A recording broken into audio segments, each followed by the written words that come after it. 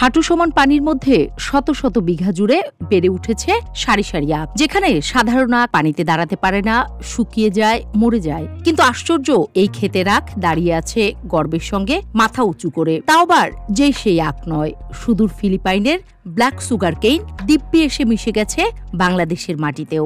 এক একটা 10 থেকে 12 ফুট উচ্চতার কালচে কাণ্ড আর ভেতরে ভরপুর রস। 3 বছর আগে জয়পুরহাটের কালাই উপজেলার এক কৃষক মহসিন আলী ইউটিউবে প্রথম ভিডিও দেখে সাহস করে লাগিয়েছিলেন এই জাতের আখ। চারদিক থেকে কানে আসে পানিতে আখ টিকবে না, ফলন হবে না, সব নষ্ট হয়ে যাবে, বিভিন্ন কটু কথা। কিন্তু ফল হলো উল্টো, ক্ষেত ভরে উঠল হাজারো আখে। মহসিনের শুরুটা ছিল 1 বিঘা থেকে, আজ সেই যাত্রা ছড়িয়ে পড়েছে প্রায় 1800 বিঘা জমিতে। ফলে গ্রামের চেহারাই এখন বদলে গেছে। একসময় যেখানে কৃষকরা হতাশায় জমি ফেলে রাখতেন, আজ সেই জমি তাদের এনে দিয়েছে লাখ টাকার স্বপ্ন।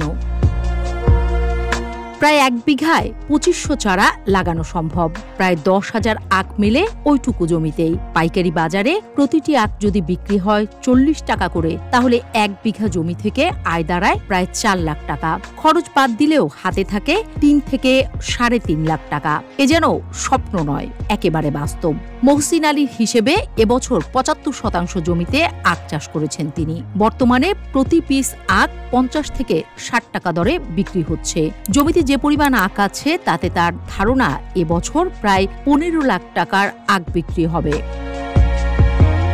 এখানেই শেষ নয়, এই আখের আছে অদ্ভুত ক্ষমতা।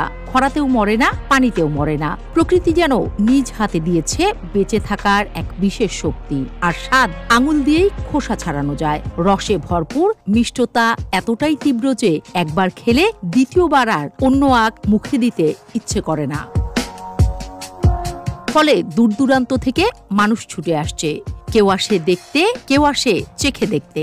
আর যারা একবার খেয়েছে তারা বলছে এর স্বাদ অতুলনীয়। আজকের এই আখ হয়তো আগামী দিনের অনুপ্রেরণা, যেখান থেকে তৈরি হবে হাজারো উদ্যোক্তার গল্প, একটি ক্ষেত, একটি প্রচেষ্টা। আর সেখান থেকে শুরু হবে নতুন এক কৃষি বিপ্লব।